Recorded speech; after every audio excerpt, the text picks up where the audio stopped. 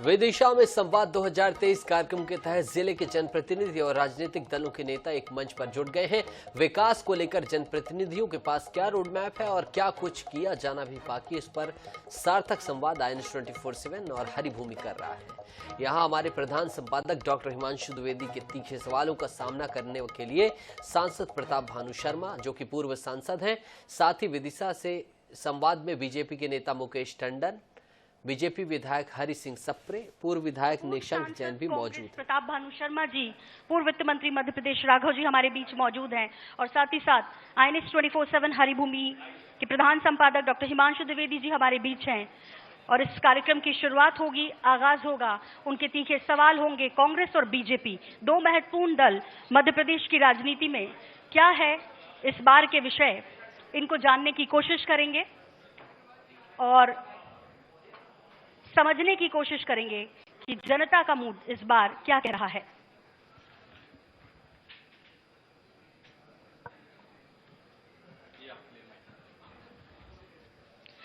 तो आईसेक्स प्रेजेंट्स संवाद 2023 शुरू होने जा रहा है बिना किसी देरी के। आप सभी ने, बारिश भी हो रही थी अब से कुछ देर पहले, इस बीच आप सब लोग हमारे इस कार्यक्रम को सफल बनाने के लिए आए हैं, इसके लिए बहुत शुक्रिया, बहुत धन्यवाद। और अब मैं आग्रह करूंगी प्रधान संपादक डॉक्टर हिमांशु द्विवेदी जी से कि इस कार्यक्रम की विधिवत शुरुआत हो रही है और पहले सेशन का समय हो चुका है। Sir, over to you. धन्यवाद सोनल जी। ऐतिहासिक नगरी विदिशा में विदिशा वासियों का हार्दिक स्वागत है, अभिनंदन है और मैं चाहूंगा एक बार जोरदार तालियों से आप अपने स्वागत में ताली बजाएं तो हम इस कार्यक्रम की शुरुआत करें। हमारा आने का यहाँ पर एक खास मकसद है हरिभूमि INS 24/7 का, कि आपके बीच में जाएं, आपके ही लोगों को आपके बीच में लेकर आएं, आपके विषय में ही बात करें और आने वाले समय को लेकर क्या उम्मीद आप कर सकते हैं, हम कर सकते हैं, इसका एक खाका तैयार करें। तो इस सिलसिले में संवाद 2023 के तहत ये हमारा आयोजन का निरंतर चलने वाला सिलसिला है। कल हम सागर में थे, उससे पहले टीकमगढ़ में थे, उससे पहले बैतूल में थे, तो ये सिलसिला जारी है। कल हम छतरपुर में होंगे। भोपाल जाने के रास्ते इन सारे शहरों से गुजर कर ही पहुंचते हैं, तो इस बार भोपाल कौन पहुंचेगा ये जानने में हम सबकी दिलचस्पी है। तो आज इस क्रम में हम कई सेशन रखेंगे। अभी हमारे साथ में दो महत्वपूर्ण शख्सियत, जिन्होंने प्रदेश की राजनीति में एक बड़ी भूमिका अपने अपने समय पर निभाई, एक अभी भी उम्मीद के साथ हैं और दूसरे जो हैं वो दूसरों की उम्मीदों के संदर्भ में देखते हैं।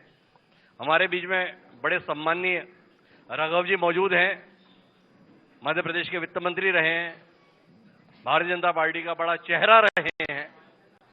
अब भारतीय जनता पार्टी के चेहरे को कैसा देखते हैं ये जानने के लिए हमने बुलाया है।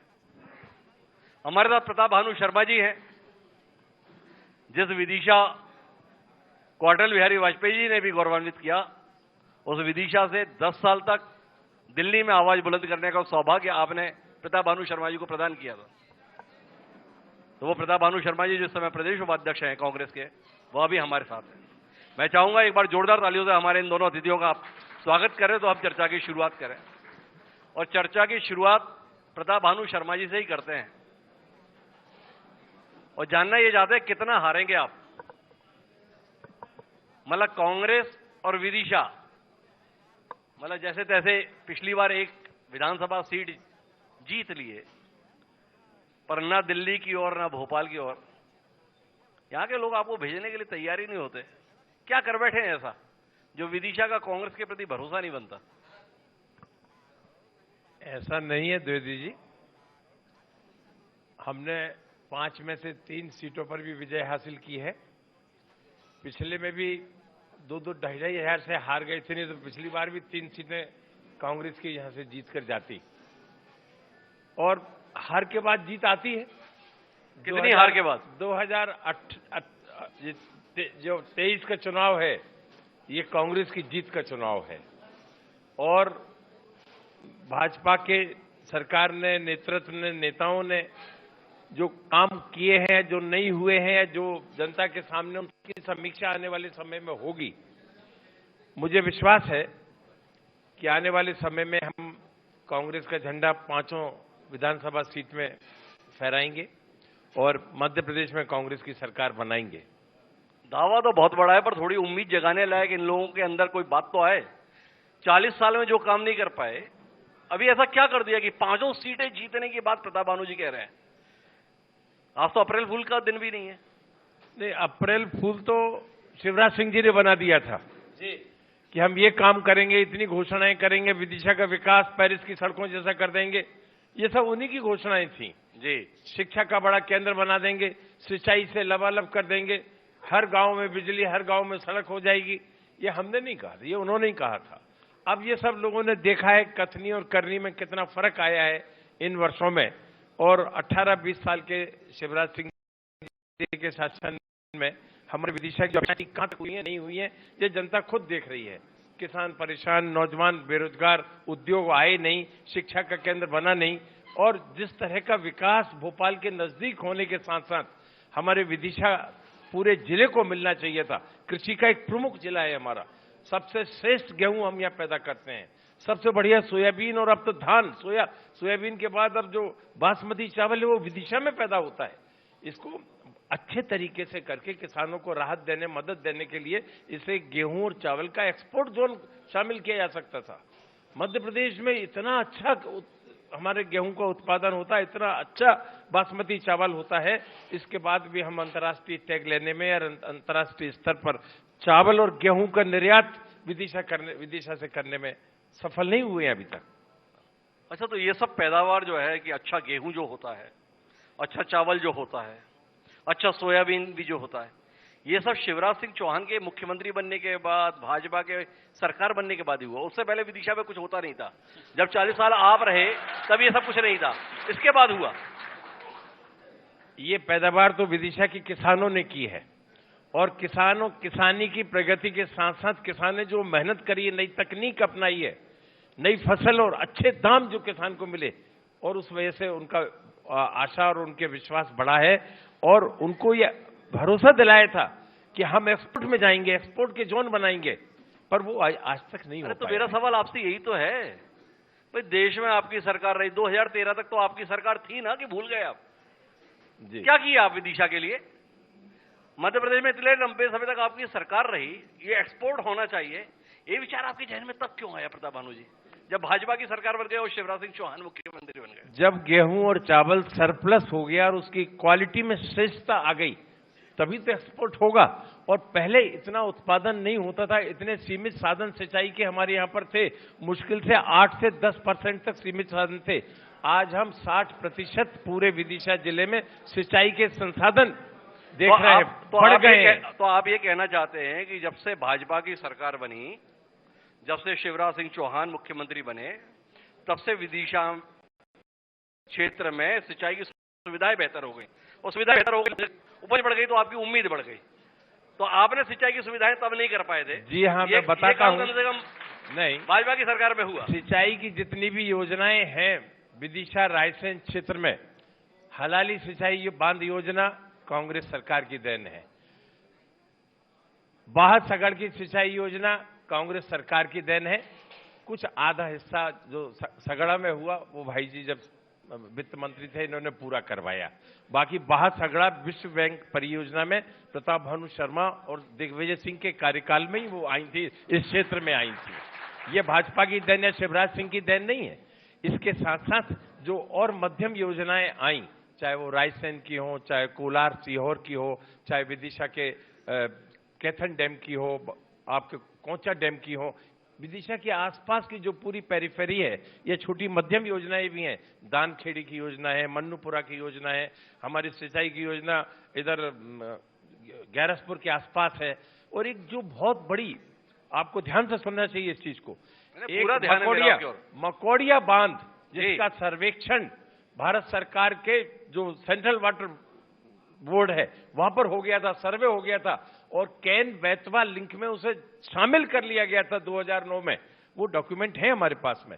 उससे हमारे इस क्षेत्र में कम से कम 60,000 हेक्टेयर में सिंचाई होती, 140 गांव कवर होते, 40 रायसेन के, 100 गांव विदिशा के। अब हम यदि समीक्षा करें और आप इंटरनेट पर जाकर देखें या इनकी साइट पर जाकर देखें, तो वो मकोडिया बांध ही खत्म हो गया, उसकी योजना ही नहीं है। हमने विदिशा में बेतवा को नेशनल रिवर एक्शन प्लान में शामिल कराया था। 50 करोड़ रुपया उसमें मिले थे राजीव गांधी जी के समय, जब वोरा जी मुख्यमंत्री थे उस समय। आज वो योजना कहां है उसका आता पता नहीं है। पूरे रायसेन विदिशा के लोग उस पानी के लिए परेशान है, शुद्धता के लिए। तो आपके साथ तो बड़ी दिक्कत हो गई। अब वोरा जी के बाद थोड़े शिवराज सिंह चौहान आए थे, बीच में तो 10 साल के लिए दिग्विजय सिंह आए थे, कहां गायब हो गई? उनसे नहीं पूछा आपने? बहरहाल हम इस चर्चा को आगे बढ़ाते हैं। नहीं, इसका जवाब दूंगा मैं। हाँ जरूर। नहीं, इसलिए जवाब तो एक सवाल और बीच में। नहीं, वो 2009 में डॉक्यूमेंट बना था, पर सरकार तो देश में आपकी 2013 तक चली थी यूपीए की जी। तो 2009 याद है, 2009 से 2013 तक क्या किए थे? बीच में गायब हो गया ना वो। इसके बीच में हमारे टाइम पर तो वो इंक्लूडेड था, बराबर आंदोलन कर रहे थे, किसान आंदोलन कर रहे थे, हम लोग बराबर इस पे जोर दे रहे थे।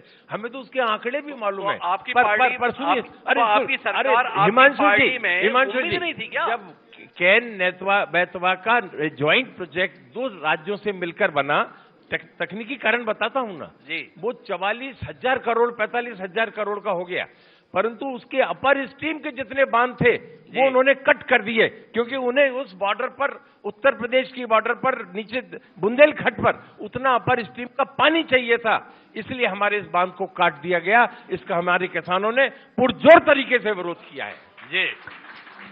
तो कुल मिला के दिक्कत यह प्रताप भानु जी की कि समय बहुत लंबा हो गया उनकी राजनीति का, तो कभी कुछ किया है, कभी कुछ किया है, पर प्रताप भानु जी भूल जा रहे हैं यहां पर केवल शिवराज सिंह की सरकार नहीं रही है, बीच में आपकी दमदार सरकार बहुत सालों तक रही है, पर मेरे साथ राघव जी हैं, फिर बन जाएगी। जो आप भूल गए होंगे वो राघव जी को याद होगा। तो राघव जी आप ही बताएं, जिस पार्टी का कभी आप हिस्सा रहे, पुरानी बातें तो प्रताप भानु जी ने कर ली, 20 साल की बात आप कर लीजिए, क्या हुआ विदिशा के साथ? जिस विदिशा ने इस प्रदेश को मुख्यमंत्री दे दिया, उस विदिशा को मुख्यमंत्री बनने के बाद कुछ मिला, कैसे ही रह गया? तो सबसे पहले तो मैं हरिभूमि बात के लिए साधुवाद देता हूं कि उन्होंने संवाद 2023 का आयोजन किया। ये विदिशा के लिए एक अनूठा आयोजन है, बहुत स्वागत योग्य है, और इसीलिए आज विदिशा की प्रबुद्ध जनता यहाँ पर इस कार्यक्रम को देखने, सुनने और समझने के लिए उपस्थित है। अब आपने ये कहा कि शिवराज सिंह चौहान की सरकार ने विदिशा के लिए क्या दिया है। प्रताप भानु जी जिक्र कर रहे थे सगड़ और बहा सिंचाई योजना का, ये 25 साल से पेंडिंग थी। जो बहा योजना है उसका नाम संजय सागर योजना रखा गया था कांग्रेस के राज में। संजय जी चले गए, एक ईंट नहीं रखा गई, एक खुदाई जरा सा एक फावड़ा भी नहीं लगा वहां पर।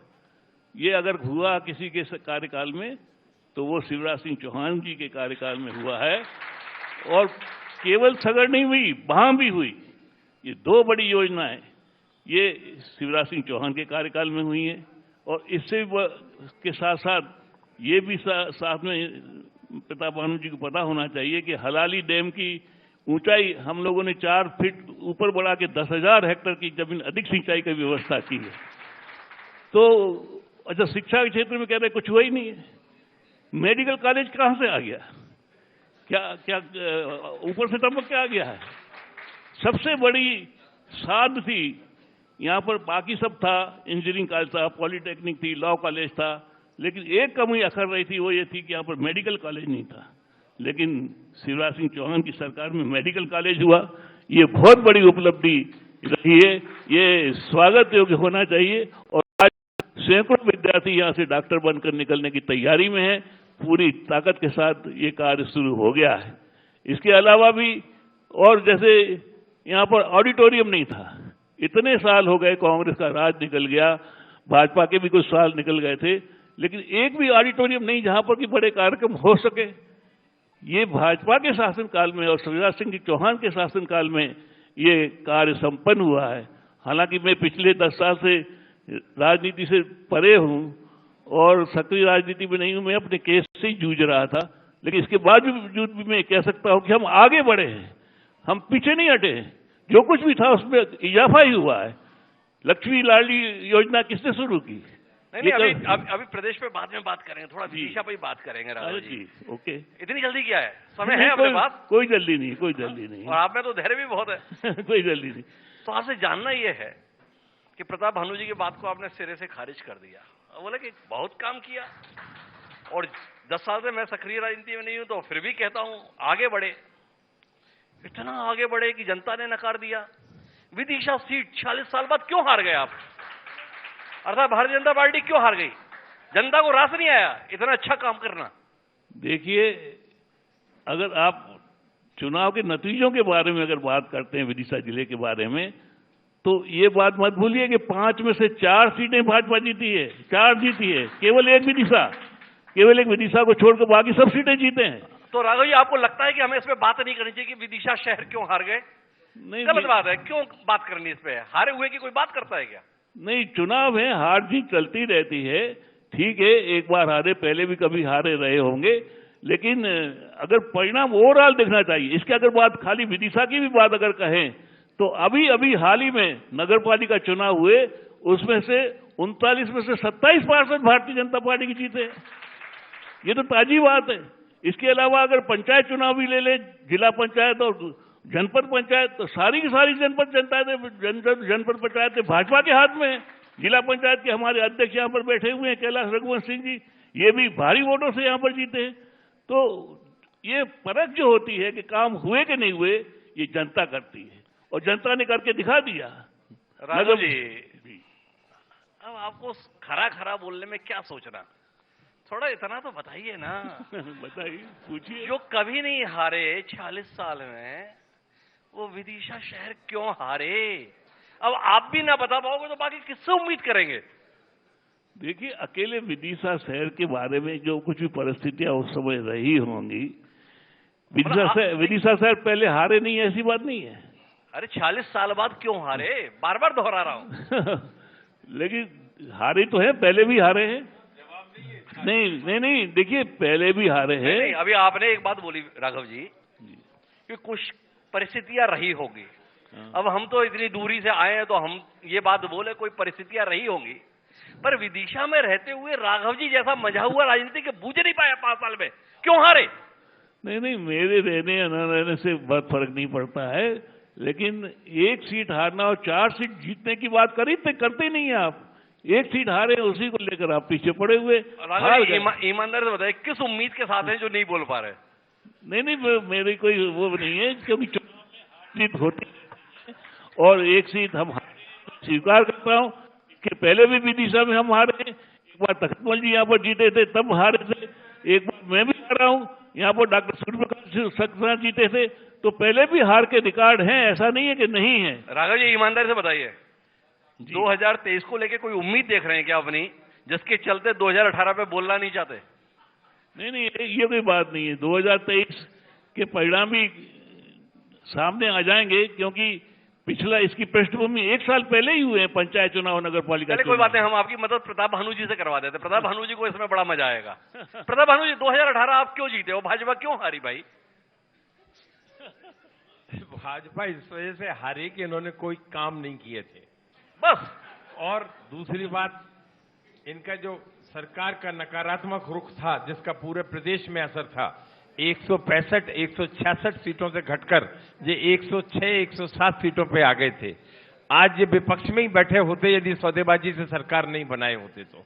ये भ्रष्ट आचरण से जो सरकार बनी है, ये जनता के मैंडेट को नकार के बनी है और उसमें बहुत बड़ा योगदान भ्रष्ट विधायकों का और भ्रष्टाचार का और मुख्यमंत्री शिवराज सिंह का ही रहा है कि चुनी हुई सरकार को भ्रष्टाचार से गिरा देना। अच्छा, ये जो सौदेबाजी की सरकार बनी आपके अनुसार, वो किनके बीच में बनी? प्रताप भानु जी, थोड़ा बताइए ना हमें। हाँ, सौदेबाजी करने वालों के बीच में और जो बिक गए विधायक उनके बीच में। कौन थे जो बिक गए? वो उनके नाम आप कहते तो मैं लिस्ट तैयार कर देता, पर सब जग जाहिर है। नहीं, किसके थे? आप चाहे तो उसको वेबसाइट में देख सकते हैं, मध्य प्रदेश के रिकॉर्ड में देख सकते हैं। किसका डर आपको इतना है कि बोल नहीं पा रहे? जिसने सौदेबाजी करी है, ये डिटेल तो उनसे पूछना चाहिए आपको। अरे भाई, हमारा भुक्तभोगी है भाई, आप भुक्तभोगी हैं और खुल के आरोप लगा रहे हैं कि सौदेबाजी की सरकार थी। जो गए वो तो बताते हैं कि अपमान, तिरस्कार, उपेक्षा, अवहेलना, इन सब कारणों से व्यथित होकर हमने भाजपा की ओर रुख किया। पर आपने ये बताया कि नहीं, ये तो सौदे की सरकार है।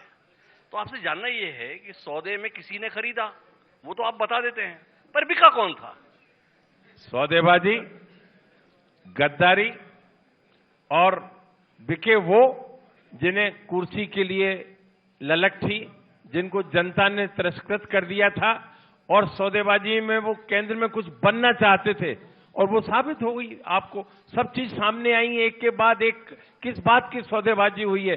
मंत्रियों की हुई है, खुद के मंत्री पद की हुई है। मध्य प्रदेश में कितने मंत्री अड़कर बनवाए गए। किस पार्टी के नेता थे जो बिक गए? आज तो भाजपा की नेता है वो। उस समय किसके थे?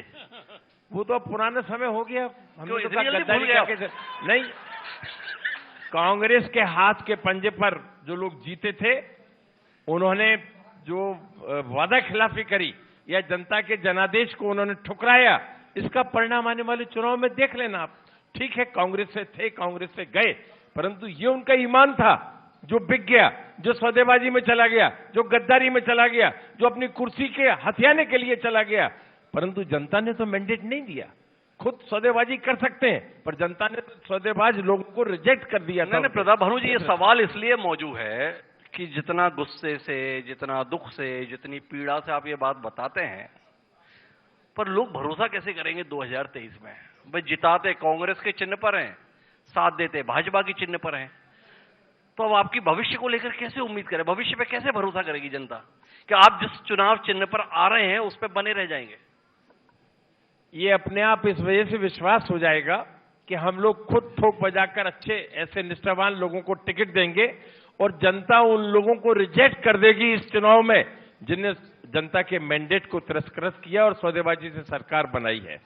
भाई आपकी बात पे यकीन करने का तो मन करता है, पर आप ये बताइए कि उसमें जो नाम थे, कोई 3 बार का विधायक था, कोई 4 बार का विधायक था, कोई 6 बार का सांसद था। अब कितना ठोकेंगे और कितना बजाएंगे? भाई इतने अनुभवी लोग आपके साथ रहे नहीं, और जब चले गए तो आप उन्हें गद्दार भी बता रहे हैं, बिकाऊ भी बता रहे हैं।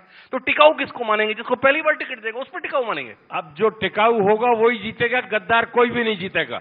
ये तो आपने पहले भी बोला था, उपचुनाव हुए, जीत गए, वो तो पूरे नहीं जीते, हार भी गए। अरे आपके पड़ोस में जीत गए, अभी थोड़ी देर में आने वाले हैं। नहीं, सब नहीं जीते हैं, ये आप मान लीजिए। अभी तो आप बोल रहे थे कोई नहीं जीतेगा, टिकाऊ जीतेगा, अब बोल रहे कुछ जीत गए थे। देखिए, उस समय उनकी सरकार उस सौदेबाजी से बन चुकी थी, और सरकार के और प्रशासन के दुरुपयोग से उन्होंने उनको जिताया, इसमें कोई दो राय नहीं है। अब जनता और सरकार के बीच में ये चुनाव होगा। जनता ने जो देख लिया कि किस तरह से भ्रष्टाचार हो रहा है, आप देखो तो कहां भ्रष्टाचार नहीं है। महाकाल लोक में भ्रष्टाचार, कैरम बांध में भ्रष्टाचार, पटवारी भर्ती में भ्रष्टाचार, व्यापम में भ्रष्टाचार, हर जगह भ्रष्टाचार। माने कोई पटवारी क्या देखो तो करोड़ों रुपया निकल रहे हैं जी। आप छोटे से क्लर्क क्या देखो तो उसके खिलाफ कार्रवाई हो रही है, मंत्रियों क्या नहीं हो रही है। कितनी वसूली चल रही है, बड़े बड़े बजट बनाकर उनमें से पैसे डेन आउट किए जा रहे हैं। इसको जनता देख नहीं रही है क्या? 2023 के चुनाव में हर बात का जवाब लेगा। तो पटवारी के यहाँ लाखों मिल रहे हैं, इस पे जनता परेशान हो जाएगी। और कभी आप सरकार में रहते थे और मंत्रियों के यहाँ से करोड़ों मिल जाते थे, उसमें जनता परेशान नहीं होती थी। और सुखराम जी आप ही के साथ में मंत्री थे ना भाई? वो कौन? सुखराम जी भूल गए क्या आप? नहीं, एक राम जी सुनिए, सुखराम जी का मुझे याद है, मुझे राय का जो याद है उनका भी याद है। कौन से राय हमारे पश्चिम बंगाल के थे, उनका भी याद है। और जो अभी महाराष्ट्र में आपके आए हैं लोग, छगन भुजबल, उनका भी मुझे याद है। और जो अजीत पवार आए 700 करोड़ रुपए की घोटाला करके, उनका भी याद है। और हमें ये भी याद है। और आज जनता जो कह रही है कि भाजपा की लॉन्ड्री में जाकर ये ना पाक साफ हो गए जी, ये प्रश्न सवाल पूरे राष्ट्रीय स्तर पर आ रहा है। मध्य प्रदेश की भूमि पर भोपाल में स्वयं प्रधानमंत्री कह के जा रहे हैं कि भ्रष्टाचार के खिलाफ बहुत सख्ती से कार्रवाई करेंगे। और 2 दिन बाद वो भ्रष्ट मंत्रियों को शपथ दिलवाकर अब शिवसेना को तोड़कर, एनसीपी को तोड़कर उन्हें सरकार में शामिल कर रहे हैं। ये कितना दुख है ना आपको? ये आचरण ही खराब हो गया है। अच्छा, आपने ये आचरण का जवाब जनता देगी। क्या है प्रताप भानु जी, क्या है, देश की राजनीति में भी रहे तो उनसे थोड़ा आगे बढ़कर भी सवाल हो सकते हैं, आप भी सहमत होंगे। ये इनका आचरण ठीक नहीं है, इनका आचरण ठीक नहीं है। एक और आपके नेता हैं, राष्ट्रीय अध्यक्ष भी होने वाले थे, पर उन्होंने लगा मुख्यमंत्री बनना ज्यादा अच्छा है, राष्ट्रीय अध्यक्ष है, नाम है उनका अशोक गहलोत। वो भी अल्पमत की सरकार थी, आजकल बहुमत की सरकार है। बहुजन समाज पार्टी के सारे नेता, अचानक उनका हृदय परिवर्तन हुआ, सब आजकल कांग्रेसी हो गए, उनमें से एक फिर बागी हो गया। तो वो क्या था? वो ईमानदारी की सरकार थी, वो ईमानदारी के तहत दल परिवर्तन है। यहां पर जो हो गया सौदे का परिवर्तन है। ऐसा कैसे कर लेते प्रताप अनुजी आप? थोड़ा हमें समझाइए ना। देखिए, भाजपा को और मोदी जी को और अमित शाह को दुख तो इसी बात का है कि वो सौदेबाजी नहीं कर पाए, क्योंकि अशोक गहलोत जमीनी नेता हैं और जिन 15-20 विधायकों को इधर आपका हरियाणा में रोका गया था, उनसे सौदेबाजी की जा रही थी। अशोक गहलोत ने होशियारी से उसका जमीनी कार्यकर्ताओं का समर्थन लेकर आपने कमलनाथ कुचक्र को तोड़ दिया। आपने और आज तक भाजपा अशोक गहलोत की सरकार को पूरी ताकत लगाने के बाद नहीं हटा पाई है। अच्छा प्रताप भानु जी, आप ईमानदारी से बताइए, आप अशोक गहलोत से दोस्ती निभा रहे हैं या कमलनाथ जी से दुश्मनी निभा रहे हैं? भाई, आपने ये बताया कि अशोक गहलोत को 9 विधायक चाहिए थे बहुमत हासिल करने के लिए, उन्होंने कर दिखाया, और आपने बताया वो जमीनी नेता है। कमलनाथ जी को केवल 2 विधायक चाहिए थे, 114 थे, 116 करने थे, उनसे नहीं हो पाया। भाजपा बताती है हवा हवाई नेता है, आप पुष्टि कर रहे हैं? नहीं, ये तो आप कह रहे हैं। मेरा कहना यह है कि उन्होंने 115, 116 के 122 करे, पूर्ण बहुमत की सरकार बनाई। और सवाल तो उनसे करना चाहिए जिनके 166 विधायक से 106 पे कैसे आ गए। एक अटल जी थे, जब एक वोट से सरकार उनकी हार गई थी, बहुमत नहीं मिला था, इस्तीफा राष्ट्रपति भवन में जाके दे आए थे। और एक यहां के लोग हैं जिन्होंने बहुमत नहीं मिलने के बावजूद 166 से 106 पे आने के बावजूद बेईमानी से सौदेबाजी से सरकार बना ली। ये तो उनका चरित्र है, उनसे पूछना चाहिए आपको। प्रताप भानु जी, ये जो अटल जी थे वो लोकसभा में विश्वास मत हार गए थे, उसके बाद कोई तरीका होता है क्या जिससे आदमी पद पे बना रहता है? भाई, इंदिरा जी के खिलाफ आदेश हुआ था, उसके बावजूद भी बनी रही थी, ऐसी तो किताबों में पढ़ लेते हैं। अटल जी के विषय में क्या बताना चाहते हैं आप? भाई, आपसे सवाल जिस बात को लेकर आप उसका उत्तर नहीं दे रहे, हमने ये जानना चाहा। भाई, अशोक गहलोत जमीनी नेता हैं, अल्पमत की सरकार को उन्होंने स्पष्ट बहुमत की सरकार में परमानेंटली तब्दील कर लिया। कमलनाथ जी नहीं कर पाए, कहां चूक गए? नहीं, कमलनाथ जी चाहते तो सौदेबाजी से सरकार को, तो अशोक गहलोत जी थे जिन्होंने सौदेबाजी से बनाई, परंतु कमलनाथ जी उन्होंने और नहीं करी उन्होंने। अशोक गहलोत जी ने की, करते तो हो जाता। तो अशोक गहलोत जी ने की। उनके मुझे मालूम है, सुनिए 16 विधायक भारतीय जनता पार्टी के जी कांग्रेस में आने तैयार थे जी, और उनके पास बार-बार मैं बीच में मुझे जानकारी इसलिए आपको शेयर कर रहा हूं मैं, और बार-बार जाके वो कह रहे थे कि हम तोड़कर आना चाहते हैं। आप अन्यथा मत लीजिएगा। नहीं, हमें कोई सौदेबाजी प्रताप भानु जी, हम जाएंगे। प्रताप भानु जी, आप अन्यथा मत लीजिएगा। आप जितनी दमदारी से बता रहे हो कि 16 विधायक थे और मेरी जानकारी में है मध्यस्थता की भूमिका निभा रहे थे क्या आप? जितनी दमदारी से आपने कहा। आप अपने शब्द मेरे मुंह में नहीं डाल सकते, परंतु इंफॉर्मेशन के इस युग में, आईटी के इस युग में जानकारी से आप मुझे नहीं रोक सकते। अरे भाई, आपको तो अपनी सरकार जाने की जानकारी नहीं हुई और आप हमें बता रहे हो कि आप हमें रोक नहीं सकते। नहीं, मैं अपनी बात कर रहा हूँ। सरकार किस वजह से गई, भ्रष्टाचार से गई, बेईमानी में राघव जी वापस सौदेबाजी से गई, ये आपने सबने देखा है, मध्य प्रदेश की जनता ने देखा है। चलिए हम चर्चा को आगे बढ़ाते हैं, राघव जी के पास वापस आते हैं। और राघव जी, आपसे जानना चाहते हैं विदिशा के संदर्भ में क्या देख रहे हैं आप? क्या हो गया ऐसा विदिशा के साथ में कि यहाँ पे विधायक तो बन जाते हैं पर आजकल मंत्री नहीं बनते इस जिले से? कौन इतना नाराज है इस जिले से? नहीं, मंत्री नहीं बनते सही नहीं है, क्योंकि मंत्री बने हैं अभी इन 15 सालों के बीच में बने हैं। मैं स्वयं 10 साल तक वित्त मंत्री रहा। हमारे सूरज प्रकाश जी, मीना जी भी 2 टर्म मंत्री रहे, मंत्री बने हैं। जब आवश्यकता होती है तो हम वर्तमान की बात कर रहे हैं। आप भी प्रताप भानु जी की राह पे क्यों जा रहे हैं राघव जी? नहीं, हम तो आपसे बड़ी उम्मीद के साथ में यहाँ बैठे हैं कि खरी खरी बोलने वाला एक व्यक्ति हमारे बीच में है। मैंने कौन सी गलत बात कही, आप बता दो। तो इस समय कौन मंत्री है? आपको कौन दिखाई दे रहा है? आज नहीं है। क्यों नहीं है? ये अलग बात है, लेकिन 50 जिले हैं सभी। अरे क्यों नहीं है? 50 जिले हैं, 50 जिले सभी तो मंत्री नहीं है। तो बहुत से जिले ऐसे हैं जहां नहीं है मंत्री, और इसलिए भी नहीं है, मैं आपको बता दूं कि यहाँ विदिशा की जनता शिवराज सिंह जी को अपना ही मंत्री मानती, अपना ही व्यक्ति मानती है, इसलिए वो स्वयं मुख्यमंत्री हैं, इसलिए आवश्यकता नहीं महसूस हुई होगी इस बार। आपने बात तो बहुत बड़ी बोल दी राघव जी कि यहाँ की जनता शिवराज सिंह से संतुष्ट हो लेती है। तो फिर जाके ये बताइए, पिछले 3 साल में ऐसा क्या शिवराज सिंह चौहान ने विदिशा के लिए कर दिया जिसके आधार पर जो भी भाजपा की टिकट पर आएगा मैदान मर जाएगा? आप ही बता दें। अब आपने तो कह दिया और बाकी सारी विधायकों की उम्मीद पे पानी फेर दिया कि यहां से कोई अब भी मंत्री नहीं बनेगा, क्योंकि लोगों ने तो मान लिया शिवराज सिंह चौहान काफी है। ठीक है, समय समय की बात है, उस वक्त बने भी, इस बार नहीं भी बने, दोनों बातें साथ में हैं। और इसीलिए भी मैं कह रहा हूं कि मध्य प्रदेश में 50 जिले हैं, सभी जिलों के मंत्री तो हो नहीं सकते ना, सीमा है, मंत्री बनने की सीमा है।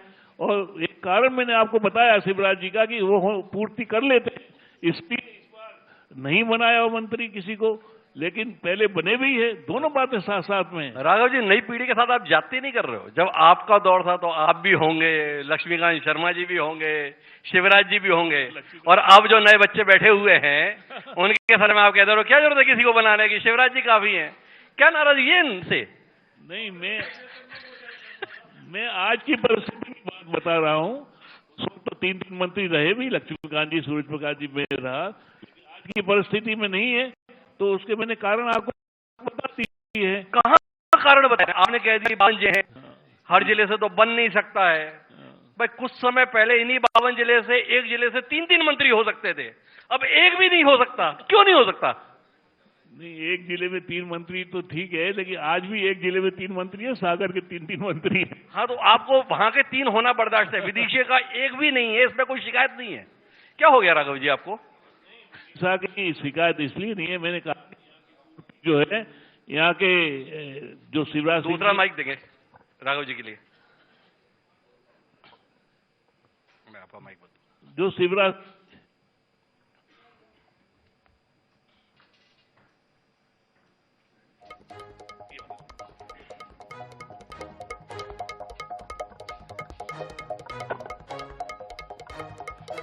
जी, तो मैंने आपको पहले ही बता दिया कि कभी मंत्री नहीं है, ये बात तो मैं स्वीकार करता हूं, लेकिन हर बार और हर जिले में मंत्री होना जरूरी भी नहीं होता है।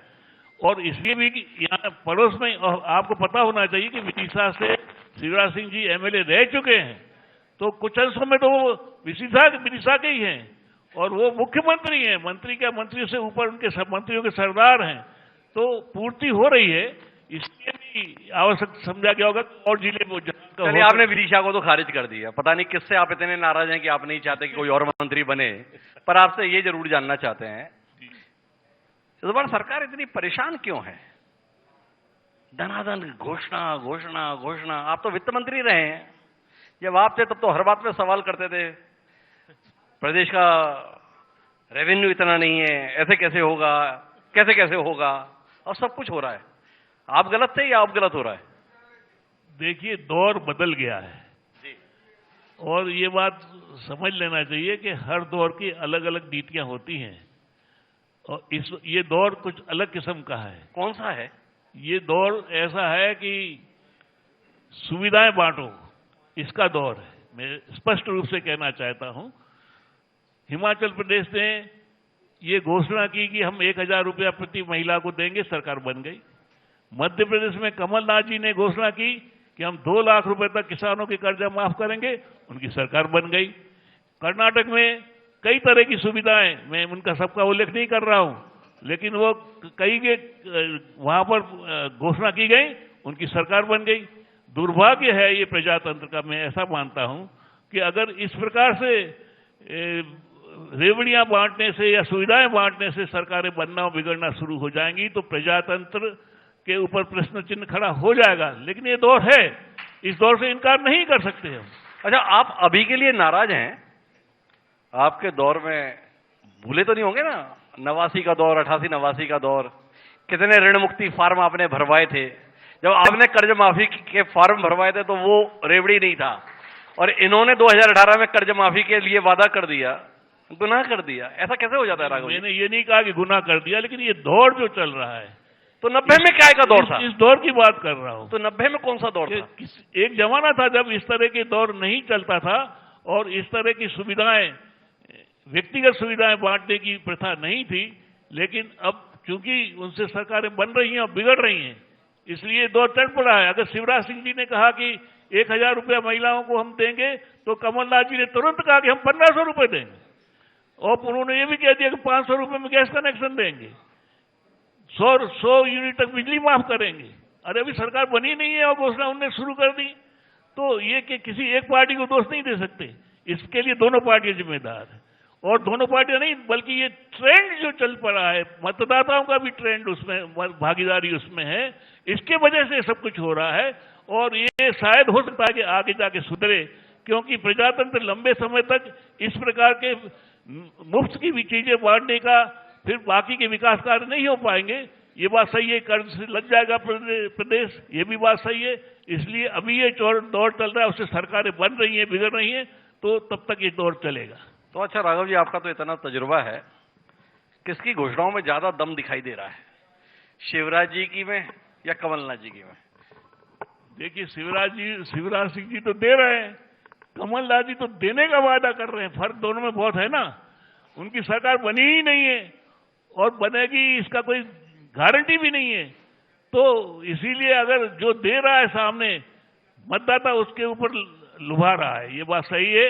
और मैं समझता हूं शिवराज सिंह जी ने डैमेज कंट्रोल किया है कि थोड़ा बहुत उनको लगा कि कहीं कोई पिछली बार का कोई कमी न रह जाए, इसीलिए वो डैमेज कंट्रोल करने के लिए इन्होंने ये घोषणाएं की है।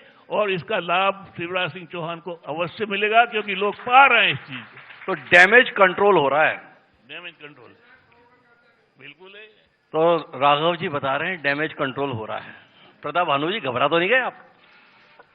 नहीं, हमें घबराने की आवश्यकता नहीं। अब वही राघव जी जैसा आदमी बोल रहा है कि डैमेज कंट्रोल हो रहा है, शिवराज को लाभ हो रहा है। नहीं, अब आपको उम्मीद है? एक बात तो मान लीजिए कि उन्होंने ये कह दिया डैमेज हो चुके, इसलिए अब कंट्रोल हो रहा है। हाँ, मैंने शिवराज सिंह का डैमेज हो गया जी, ये चीज साफ हो गई। वो तो 2000 किसानों का कर्जा माफी उन्होंने रोक दिया जी, इससे डैमेज हो गया।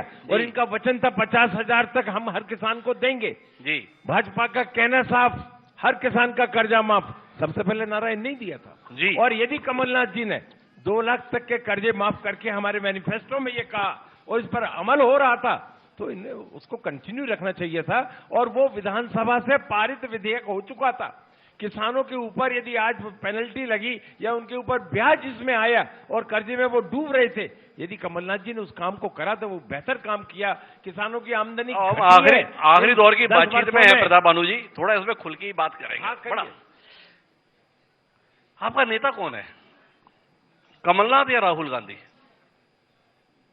राष्ट्रीय स्तर पर राहुल गांधी पूरे राष्ट्र के नौजवान युवा नेता हैं और प्रदेश में जो जवाबदारी दी है उन्होंने ही, सोनिया जी ने ही, सबने एक साथ मिलकर कमलनाथ जी को प्रदेश कांग्रेस कमेटी का अध्यक्ष बनाया है।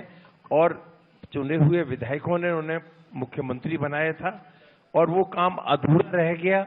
अब हम जनता के बीच में अपने मैनिफेस्टो के साथ, अपने वचन पत्र के साथ और अपने शपथ के साथ में फिर जनता का आशीर्वाद लेने जाएंगे। आपके राष्ट्रीय नेता है ना राहुल गांधी, उनके भाषण को तो गंभीरता से देखते, सुनते, पढ़ते आप होंगे, ऐसी उम्मीद करते हैं। आपने बोले उन्होंने भाषण दिया था भाई कि हमारी सरकार बनाइए, हर किसान का जो मध्य प्रदेश का है उसका 2 लाख तक का कर्जा माफ करेंगे। और कितने दिन में करेंगे? 1, 2, 3, 8, 9, 10 दिन में हर किसान का कर्जा माफ, और नहीं तो मुख्यमंत्री बदल देंगे।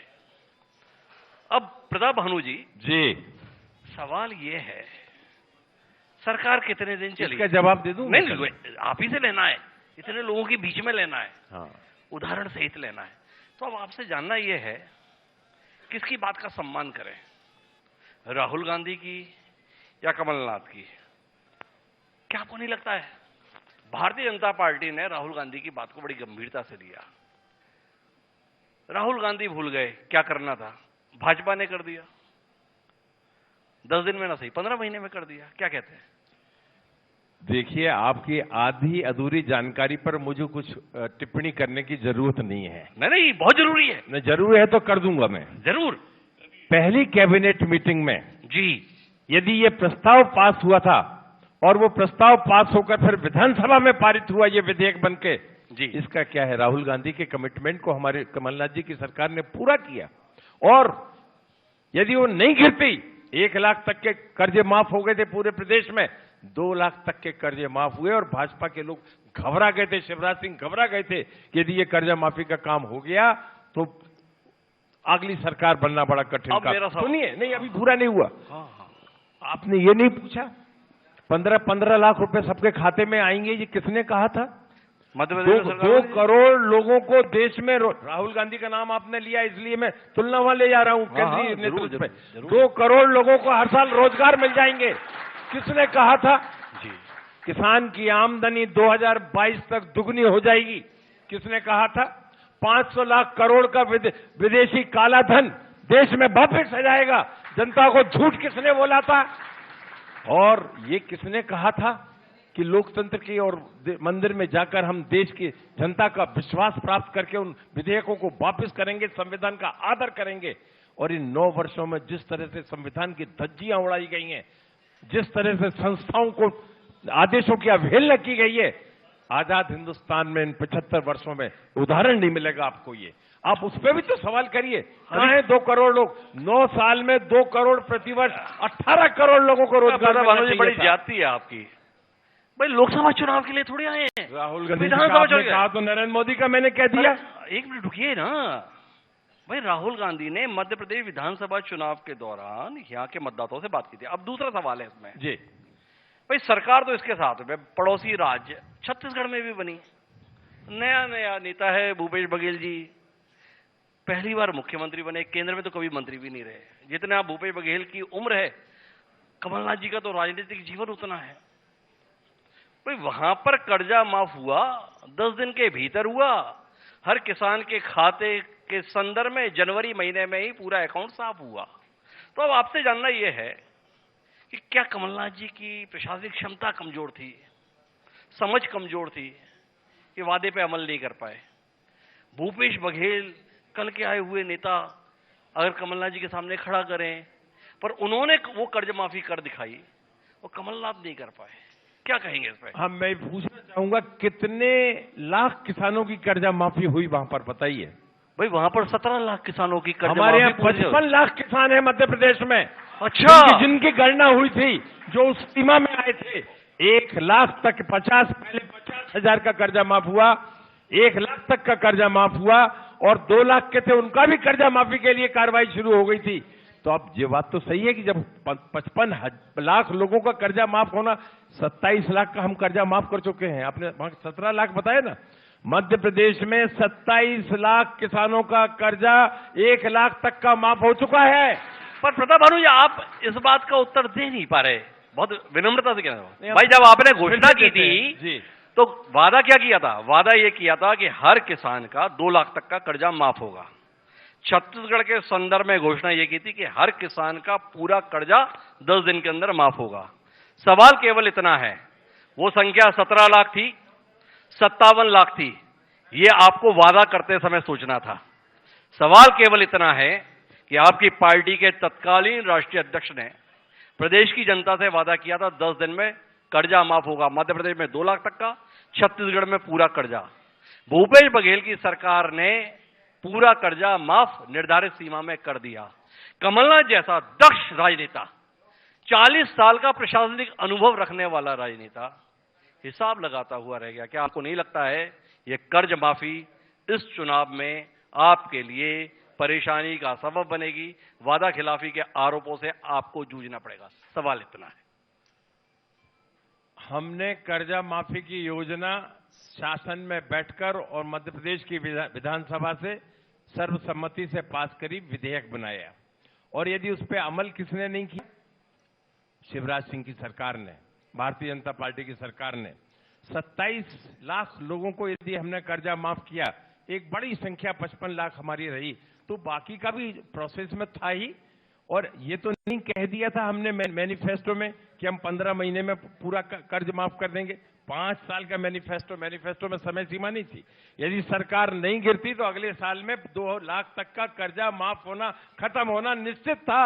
तो भाई देखो भाई, अब की बार जब जाना तो मैनिफेस्टो पे ध्यान देना, नेता के बयान पे ध्यान मत देना।